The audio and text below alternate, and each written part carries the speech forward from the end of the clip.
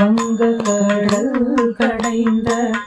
மாதவனை கேசவனை, வங்கக்கடல் கடைந்த மாதவனை கேசவனை, வங்கக்கடல் கடைந்த மாதவனை கேசவனை, திங்கள் திருமுகத்து சேழையார் சென்றிறைஞ்சி அங்க படை கொண்ட ஆற்றை அணி புதுவை, அங்க படை கொண்ட ஆற்றை அணி புதுவை, பைங்கமல தழ்தறிய பட்டபிரான் கோதை சொன்ன, பைங்கமல தழ்தறிய பட்டபிரான் கோதை சொன்ன, சங்க தமிழ் மாலை 30 தப்பாமே, சங்க தமிழ் மாலை 30 தப்பாமே, ஈங்கி வரி சுரைப்பார் 2 மாதரை தோள்,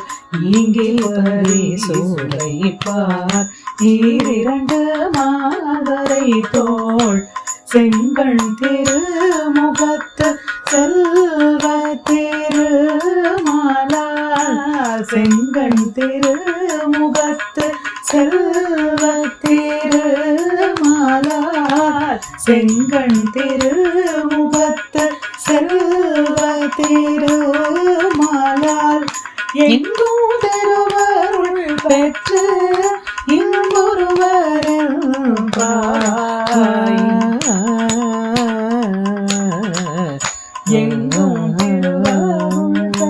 பெற்று இன்பொருவரில் பாவாய், எங்கும் திருவருள் பெற்று இன்பொருவரில் பாவாய், எங்கும் திருவருள் பெற்று இன்பொருவரில் பாவாய், எங்கும் திருவருள் பெற்று இன்பொருவரில் பாவாய்.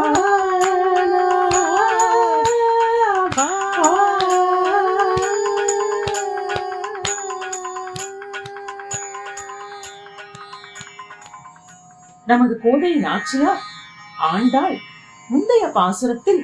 எம்பெருமானிடம் வேண்டிய பறை என்ன என்பதை சொல்லி, பெருமானுக்கும் தங்களுக்கும் உள்ள தொடர்பு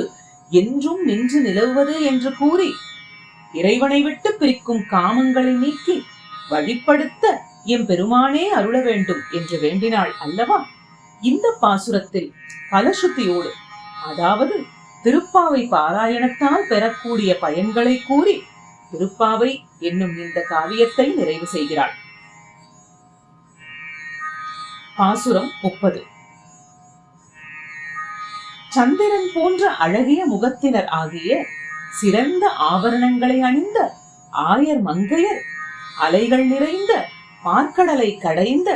திருமகள் நாதனான மாதவனை, கேசி என்ற அசுரனை கொன்ற கேசவனை நாடி சென்று முன்பு நோன்புக்கு அங்கமான பறையை பெற்ற வரலாற்றை அழகிய புதுவை எனப்படும் ஸ்ரீவில்லிபுத்தூரில் சிறந்த குளிர்ச்சியான தாமரை மலர் மாலையை அணிந்தவரான பட்டர்பிரான் என்னும் பெரியாழ்வாரின் திருமகளான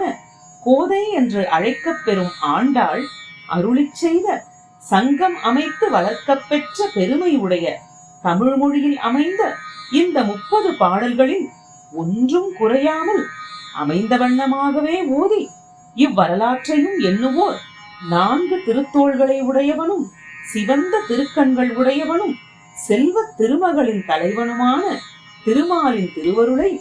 எல்லா விதங்களிலும் பெற்று இன்பம் அடைவார்கள் என்று பாசுரம் 1 மார்கழி நோன்பு நீராட்டத்தில் தொடங்கி நாராயணனே நமக்கே பறை தருவான் என்று நாராயணனின் அருள் நமக்கு கிடைப்பது நிச்சயம் என்ற உறுதியுடன் தொடங்கி, பாசுரம் 2 நோன்பின் முறையை விளக்கி, பாசுரம் 3 நோன்பால் விளையும் உலக நன்மையை கூறி, பாசுரம் 4 சிறப்பு பயனாக மழை பொழிதலை சொல்லி பாசுரம் 5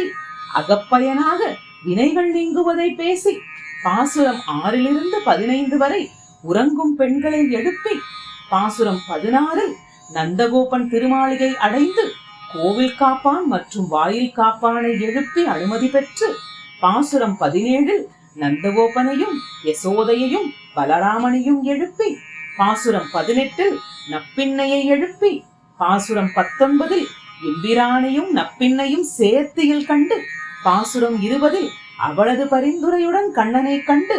பாசுரம் 20 24 வரை அவனை நடந்து திருவோலக்கம் வர செய்து நடையழகுக்கு பல்லாண்டு பாடி பாசுரம் 25 அவன் பிறந்து வளர்ந்த வரலாற்றை உள்ளம் முருக பாடி பாசுரம் 26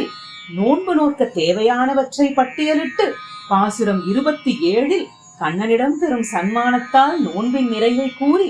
பாசுரம் 28 தங்களது குறையையும் இறைவனது நிறையையும் கூறி பாசுரம் 29 தாங்கள் பறை என்று குறிப்பிட்டது எம்பெருமானுக்கு செய்யும் கைங்கரியமே என்று அறுதியிட்டு எம்பெருமானுக்கும் தங்களுக்கும் உள்ள தொடர்பு என்றும் நின்று நிலவுவது என்று கூறி இறைவனை விட்டு பிரிக்கும் காமங்களை நெஞ்சிலிருந்து நீக்கி தம்மை வழிப்படுத்த எம்பெருமானே அருள வேண்டும் என்று வேண்டி இந்த பாசுரத்தோடு திருப்பாவையை நிறைவு செய்கிறாள் ஆண்டாள். இப்படி இந்த திருப்பாவையில் ஆயர் பெண்கள் நோன்பு நிறைவு செய்து பறையை பலனை பெற்ற வரலாற்றை இந்த பாசுரம் குறிப்பிடுகிறது. இந்த திருப்பாவை 30 பாடல்களையும் பாராயணம் செய்பவர்களுக்கு எம்பெருமான் தன் திருமுகம் காட்டி தனது குளிர்ந்த பார்வையால் அனுகிரகிப்பான். அவர்களுக்கு தேவையான இகபர நலன்கள் அனைத்தையும் தனது 4 கரங்களாலும் குறைவில்லாமல் வழங்குவான். அவர்கள் எல்லா நன்மைகளையும் பெற்று பேரானந்தத்துடன் பெருவாழ்வு வாழ்வார்கள். ஆண்டாள் திருவடிகளே சரணம்.